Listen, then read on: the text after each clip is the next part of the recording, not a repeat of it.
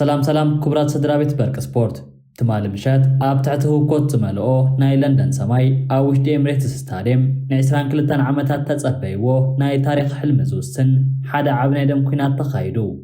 እዚ ተራ ናይ 37 ጸዋታ ፕሪምየር ሊግ ኣይነበረን። እዚ ናይ ህይወትን ሞትን ናይ ተስፋን ስንባደን ልቢ ሚልዮናት ደገፍቲ ኣርሰናል እስትንፋስ ዝኸልከለ ፍጹም ሲኔማቲክ ዝኾነ ህሞት ነይሩ። አርሰናል አንጻር በርንሊ ሓደ ንባዶ ሓንቲ ጎል ጥራይ ግና እታ ሓንቲ ጎል ንሙሉእ ዓለም ዘንቀጥቀጠት ንለንደን ካብ ድቃስ ዘበራበረት ናይ ዘጋነርስ ናይ መወዳእታ ዓወት ነይሩ። እቲ ብብዙሓት ክንቀፍ ዝጸንሐ ጀርመናዊ ጃይንት ካይ ሃቨርትስ ኣብ መበል 36 ደቂቕ ብዘደንጹ ናይ ርእሲ ኩዕሶ ንሰማይ ኤምሬትስ ከም ዝፍንድእ ገይርዎ። ግና እዚ ጸወታ እዚ ናይ ዓወት ጥራይ ኣይነበረን። እዚ ጸወታ እዚ ፍጹም ዘሰንብት ድራማ ዝመልኦ ነይሩ። ካይ ሃቨርትስ ካብ ቀይሕ ካር ብኸመይ የምሊጡ እቲ ቫር ንኣርሰናል ዝሃበ ዓብ ዕድልን እቲ ኣብ መወዳእታ 7 ደቂቕ ተወሳኺ ሰዓት ንልቢ ሚኬል ኣርቴታ ብኸመይ ከም ዘፍርሐትን ንርእዩ ዝኸውን። ሎሚ ናይ 2026 ዝዓበየ ስፖርታዊ ዶክመንተሪ እዩ። ምሳና ጽንሑ። እዚ በርቂ ስፖርት እዩ።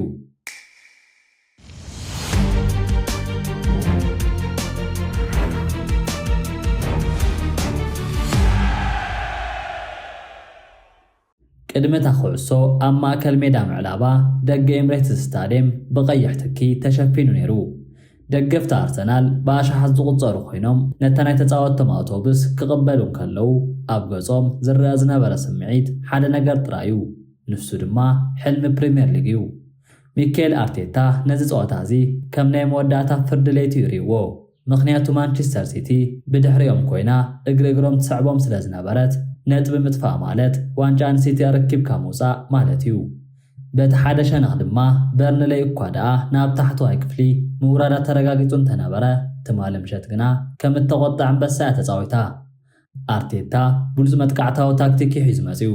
ማርቲን ኦዴጋርድ፣ ኤብሪች ኤዚ ከምኡውን ዲክላን ራይስ ኣብ ማእከል ሜዳ ክሰለፉን ከለዉ ካይ ሃቨርትስ ኣብ ቅድሚት ከም ቀንዲ መጥቃዓይ ተቐሚጡ ነይሩ።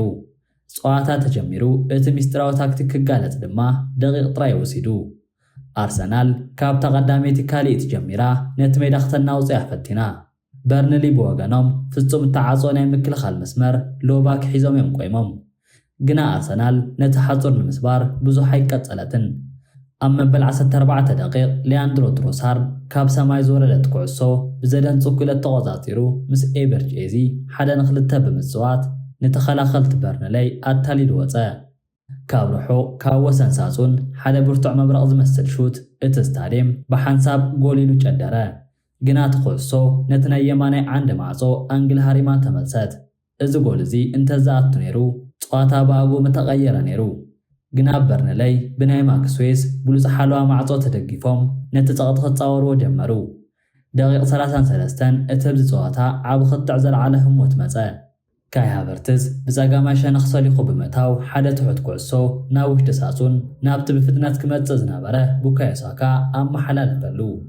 ሳካ ነታ ኩዕሶ ታፒኢን ገይሩ ናብ መርበብ ክሰዳ ፊት ንፊት ኮይኑ እንከሎ ካብ ድሕሪት ናይ በርንሌይ ተኸላኻሊ ሉካስ ፔሬስ መጺኡ ብንጹር ጸፊዑ ወረደ።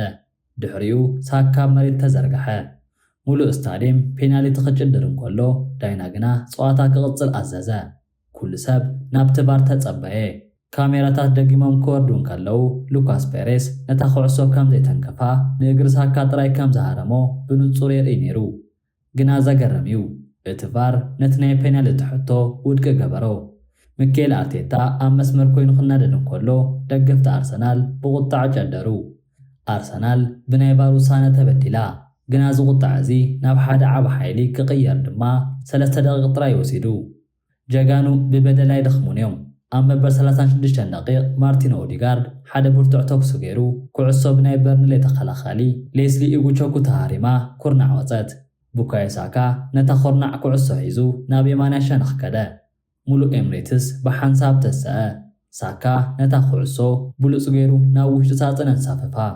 ኣብ ውሽጢ ትጽዑቕ ሓጹር ምክልኻል በርንሌይ ሓደ ዓብ ጀርመናዊ ግቢ ካይ ሃቨርትስ ካብ ኩሎም ንላዕሊ ልዕሊሉ ተወንጨፈ። ንርእሱ ተጠቂሙ ብሓያል ሓይሊ ነታ ኩዕሶ ናብ መርበብ ሰደዳ። ጎል ድማ 1-0 ኤምሬትስ ስታድየም ብሓንሳብ ፈንደአ። ደገፍትን ሕድሕዶም ተሓቃቐፉ። ሚካኤል አርቴታ ንሰማይ ርእሱ ልዒሉ ተመስገን በለ። እዚ ጎል እዚ ካብ ሴት ፓይስ ወይ ናይ ኩርናዕ ኩዕሶ ዝመፀ ኮይኑ ንኣርሰናል ካብቲ ዝነበረቶ ዓብ ናይ ወጥራ ዓዘቕቲ ዘውፅአ ፍሉይ ናይ ህይወት ህያብ ነይሩ።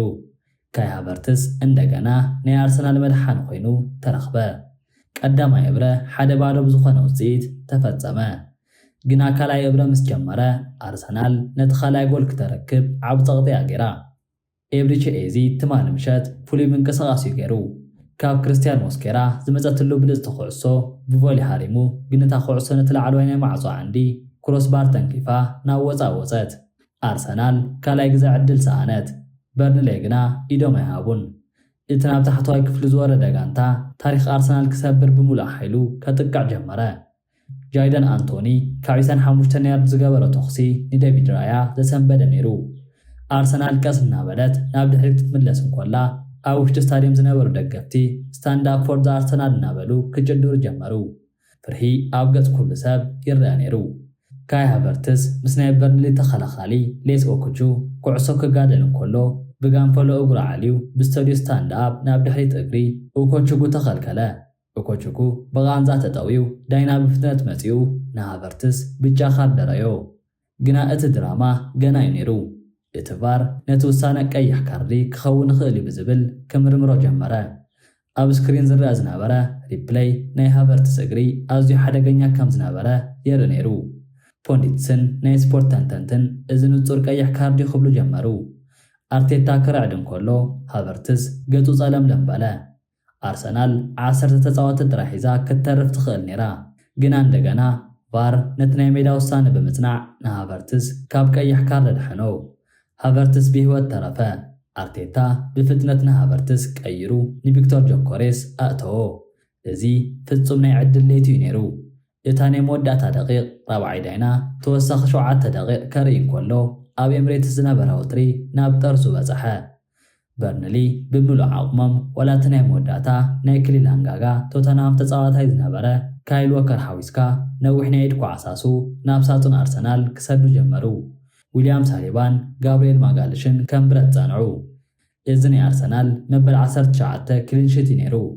ፊሽካ ተነፊሑ ኣርሰናል 1-0 ብዝኾነ ውፅኢት ተዓወተት። 3 ነጥቢ ተረጋገጸ።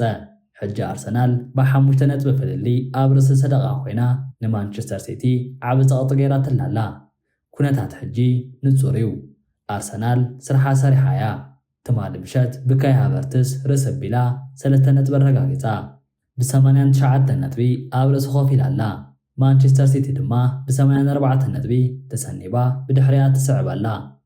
ሲቲ ሓንቲ ተረፍ ፀዋታ ኣለታ። ንሳ ድማ እታ ሎሚ ምሸት ምስ በርንማውዝ እትገብራ ናይ ኩናት ፀዋታ እያ። እዚ ማለት ሎሚ ምሸት ንማንቸስተር ሲቲ ዓወት ጥራይ ዘድልያ። ማዕረ ድሮ ምውፃእ ማለት ንሲቲ 85 ነጥቢ ጥራይ ዝህባ። እዚ ድማ ኣብታ ናይ መወዳእታ ሰሙን 38 ፀዋታ ዋላ እንተተዓወቱ ናብ 88 ነጥቢ ጥራይ ስለ ዘብፅሖም ነታ 89 ነጥቢ ዘለዋ ኣርሰናል ክረኽብዋ ፍጹም ኣይክእሉን እዮም። እወ ሎሚ ምሸት በርንማውዝ ንሲቲ እንተዓጊታታ ኣብ ለንደን ዘለው ደገፍቲ ኣርሰናል ሻምፓይን ክኸፍቱ እዮም። ሚካኤል ኣርቴታን ተጻወቱን ሎሚ ምሸት ቲቪኦም ከፊቶም ጸሎት ክገብሩ እዮም። እቲ ናይ 22 ዓመታት ዝጠፈ ናይ ኣርሰናል ክብሪ ሎሚ ምሸት ኣብ ኢድ በርንማውዝ ይወዲቑ ዘሎ። እዚ ንኣርሰናል ዓብ ታሪኽን ወርቃማ መዓልትን ክህባ ዝኽእል ፍሉይ ሰዓት እዩ። ግና ማንቸስተር ሲቲ ሎሚ ምሸት ክትዕወት ትኽእል ድያ? እቲ መልሲ ኣዝዩ ከቢድ እዩ። ምክንያቱ እታ ኣብ ደቡባዊ ገማግም እንግሊዝ እትርከብ በርንማውዝ ኣብ ሰዓት እዚ ኣብ ፕሪምየር ሊግ ዘደምፁ ታሪኽያ ትሰርሕ ዘላ። ካብ ጥሪ ጀሚሩ እቲ ሓያል መጥቃዓይ አንቶይን ሶሜንዮ ካብኣቶም ተፈልዩ ናብ ማንቸስተር ሲቲ ምስ ከደ እኳ በርንማውዝ ግና ፍጹም ኣይወደቐትን። ብኣንጻሩ ን16 ተኸታታሊ ፀዋታታት ፕሪምየር ሊግ ከይተሳዕሩ ጸኒሖም ኣለዉ። እዚ ፍጹም ናይ ዘመኑ ዓብ ሪከርድ እዩ። ሕጂ በጋጣሚ ኮይኑ እቲ ናይ ቀደም ኮርሞኦም ዝነበረ አንቶኒ ሶሜንዮ ሎሚ ምሸት ብናይ ማንቸስተር ሲቲ ሰማያዊ ጃኬት ተሸፊኑ ኣንጻሮም ክሰለፍ እዩ። ንሱ ትማሊ ምሸት ኣብ ናይ ኤፍኤ ካፕ ፋይናል ንቸልሲ ብዘደንጹ ጎል ስዒሩ ንሲቲ ዋንጫ ዝረከበ ጀግና እዩ። ሕጂ ግና ነታ ናይ ቀደም ጋንቱ ክሰብር ክመጽእ እንከሎ በርንማውዝ ብናይ ታይለር ኣዳምስን ኤቫን ኒልሰንን መሪሕነት ንሲቲ ናይ ሞት መጻወድያ ከዳልው እዮም። በርንማውዝ ሕጂ ኣብ መበል 6 ደረጃ ኮይና ናይ ኤውሮጳ ውድድር ንምርግጋጽያ ትጻወት ዘላ። ንሳቶም ንሲቲ ክምሕርዎ ኣይኮኑን። እቲ ናይ መወዳእታ 4 ናይ ደቡብ ገማግም ዑደት ሲቲ ዓወት ዘይረኸበትሉ ታሪክ ምዃኑ ክረአ እንከሎ ሎሚ ምሸት ንሲቲ ሲኦል ክኸውን ይኽእል እዩ። ፔፕ ጋርዲዮላ እዚ ፀዋታ እዚ ታሪኹ ከም ዝውስን ይፈልጥ እዩ። ሎሚ ምሸት ንመጀመርታ ግዜ ኣብ 2026 ሙሉእ ጥዕና ዘለዎም ተፃወትቲ ሒዙ ክስለፍ እዩ። እቲ ዓብ ናይ ማእከል ሓፂን ሮድሪ ካብቲ ዝነበሮ ናይ መከራ ማህሰይ ተሓዊው ኣብ ፋይናል ኤፍኤ ካፕ ተሰሊፉ ነይሩ። ሎሚ ምሸት እውን ንሲቲ ክመርሕ እዩ። ካብኡ ብተወሳኺ እቲ ዘደንፁ ኤርሊንግ ሃላንድ፣ ፊል ፎደን ከምኡውን ጀርሚ ዶኩ ሒዞም እዮም ናብቲ ሜዳ ክኣትዉ። ሲቲ ካብቲ ምስ ኤቨርተን 3 ማዕረ ብምውፃኣ ዘጥፍኣት ተወሳኒ ነጥቢ ተማሂራ ሕጂ ፍጹም መጥቃዕታዊ ታክቲክ ክትጥቀም እያ።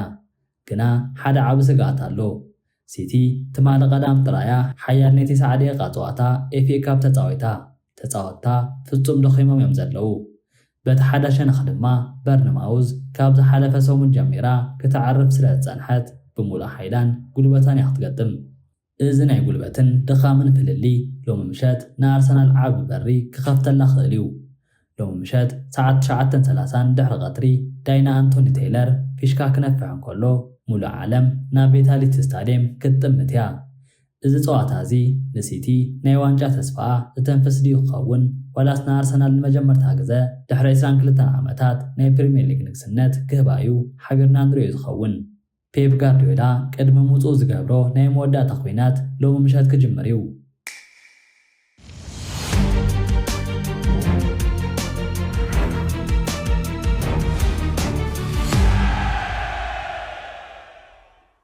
መጀመርታ ካብታ ቀይሕን ጻዕዳን ካብ ዝለበሰት ለንደን ክንጅምር። ዴቪድ ራያ ቅድሚ ዓመታት ናብ ኣርሰናል ክመጽእ እንከሎ ብዙሓት ብጥርጣረ የምርዮሞ። ግና ትማሊ ምሸት ኣብቲ ምስ በርንሊ ዝነበረ ናይ ኩናት ሜዳ ዴቪድ ራያ ንኩሉ ሰብ መልሲ ሂብዎ ኣሎ። ኣርሰናል 1-0 ዝኾነ ውፅኢት ክትዕወት እንከላ ራያ መበል 19 ክሊንሺት ኣመዝጊቡሎ። እዚ ማለት ድማ ንመበሳሳይ ተኸታታሊ ዓመት ናይ ፕሪምየር ሊግ ወርቃማ ጓንቲ ዋንጫ ንሱ ጥራይ ከም ዝወስዶ ተረጋጊጹሎ። እዚ ፍጹም ተኣምር እዩ።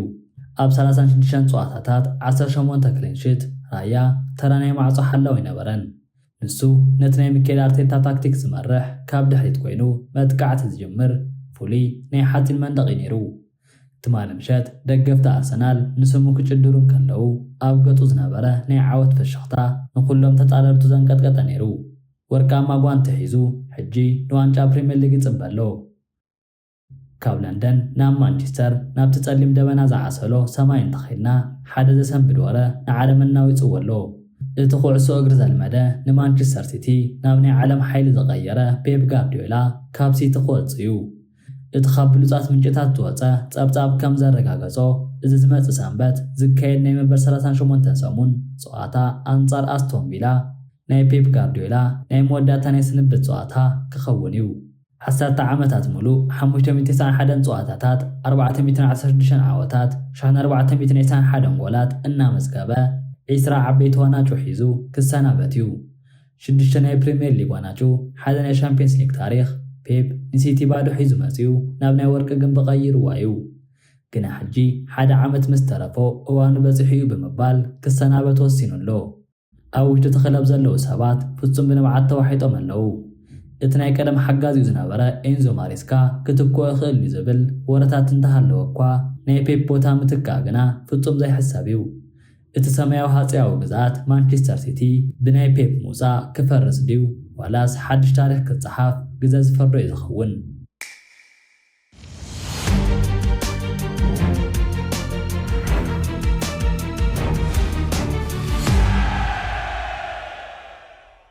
ሕጂ ድማ ናብቲ ዝዓበየ ናይ ማድሪድ ሚስጥር ክንሰግር። እቲ ኩሉና ዘስፔሻል ዋን ኢልና ንፅውዖ ጆዜ ሞሪኖ ናብቲ ናይ ታሪክ ቤቱ ሪያል ማድሪድ ክምለስ ፍጹም ተሰማሚዑ ኣሎ። ቅድሚ ዓመታት ኣብ ማንቸስተር ዩናይትድ ቤት ኮይኑ ዩሮፓ ሊግ ብምልዓል ዓብ ታሪክ ሰሪሑ ዝነበረ ሞሪኖ ሕጂ ብዚ ሰዓት እዚ ኣብ ቤነፊካ ኮይኑ ፍጹም ዘይተሰዓረ ሒዙ ይጸኒሑ። ግና ሪያል ማድሪድ ብናይ ኣልቫሮ ኣርቤሎኦ ድኹም ምንቅስቓስ ናብ ዓብ ናይ ውሽጢ ቅልውላው ብሰዓተወት እቲ ናይ ማድሪድ ፕሬዚዳንት ፍሎሬንቲን ፔሬዝ ንማንም ይሓሰበን ንጆዜ ሞሪኖ ጥራይ ፀዊዕዎ። ሞሪኖ ባዕሉ ትማሊ ብዝሃቦ መግለጺ ምስ ማድሪድ ርክብ ኣሎና እዚ ሰሙን እዚ ንመጻኢ ዓብዪ ብምባል ነቲ ሚስጥር ኣጋሊጽዎ ኣሎ። ንሱ ናብ ሳንቲያጎ በርናቦ ተመሊሱ ነቶም ማርንጌዎች ዳግም ሓጢን ክገብሮም እዩ። ሞሪንሆ እቲ ኣብ 2012 ንባርሴሎና ዘንቀጥቀጠሉ 100 ነጥቢ ሒዙ ዋንጫ ዘለዓለሉ ታሪኽ ሕጂ ድማ ክደግሞ ይደሊ ኣሎ። ሪያል ማድሪድ ናብቲ ጨካን ታክቲክን ናይ ዓወት ጥሜትን ክትምለስ እያ። ግና እቲ ናይ መወዳእታን ዝዓበየ ቦምባ ካብ ሮማን አብራሞቪች ግዜ ጀሚሩ ብናይ ዋንጫ ጥሜት ክትሰቓፀን ሓት ቸልሲ ጃቢ አሎንሶ ናብ ቸልሲ ሓድሽ ኣሰልጣኒ ኮይኑ ተሸይሙሎ። ካብ ጁላይ 1 ጀሚሩ ስርሑ ክጅምር እዩ። ናይ 4 ዓመት ጽኑዕ ኮንትራት ድማ ተፈራሪሙሎ። አሎንሶ ምስ ባየር ሊቨርኩሰን ዘይተሰዓረ ታሪኽ ሰሪሑ ዋንጫ ዘለዓለ ዓብ ናይ ታክቲክ ሊቅ እዩ። እኳ ደኣ ኣብ ሪያል ማድሪድ ዝነበረ ጻንሒት ጽቡቕ እንተዘይነበረ ቸልሲ ግና ነዚ ሰብ እዚ ናይ መጻኢ ተስፋ ገይራ ሒዛቶ እያ። ደገፍቲ ሊቨርፑል ንሱ ክመጻሎም ተስፋ ይገብሩ ነይሮም። ግና አሎንሶ ናብ ስታንፎርድ ብሪጅ ክመጽእ መሪጹ።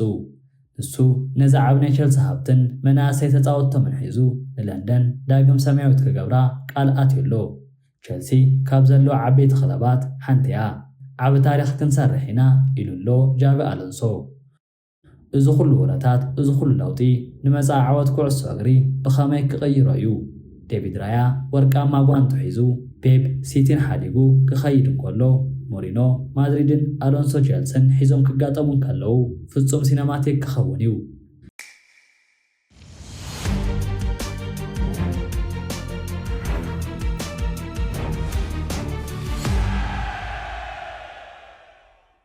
እዚ ቪድዮ እዚ እንተፈቲኹሞ ሕጂ ላይክ ግበሩ። ቻናልና ድማ ሰብስክራይብ ብምግባር ነታ ናይ ደወል ምልክት ተንኪዋ።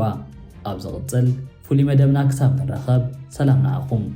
እዚ በርቂ ስፖርት እዩ።